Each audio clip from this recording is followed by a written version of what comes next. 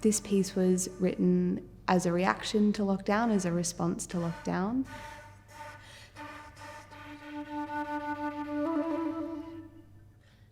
It really explores how lockdown and the pandemic blew apart everyone's lives and put them back together in ways that were unexpected, in ways that were unfamiliar, but familiar at the same time.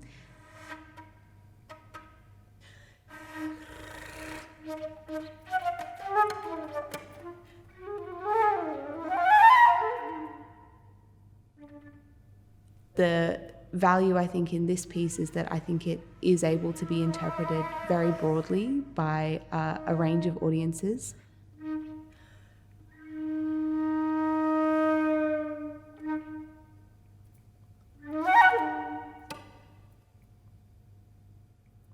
Just the notion of the different selves that we could have been and the things we could have had, the different lives we could have led, I think is a universal experience.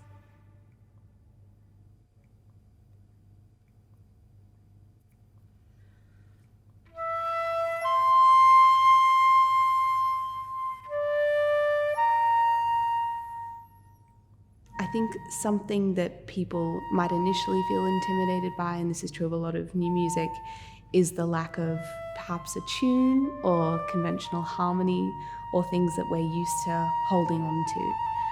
Instead, we've got different sounds on the flute, sounds where no legitimate note is coming out, things like multiphonics where multiple notes come out at the same time, harmonics where a sort of fake sound is produced.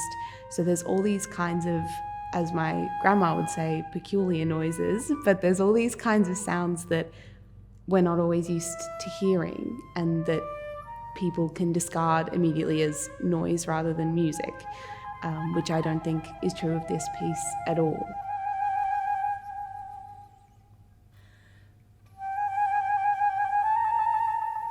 I think that the most important thing when listening to new music like this is to keep an open mind, but I don't say that in a pejorative way.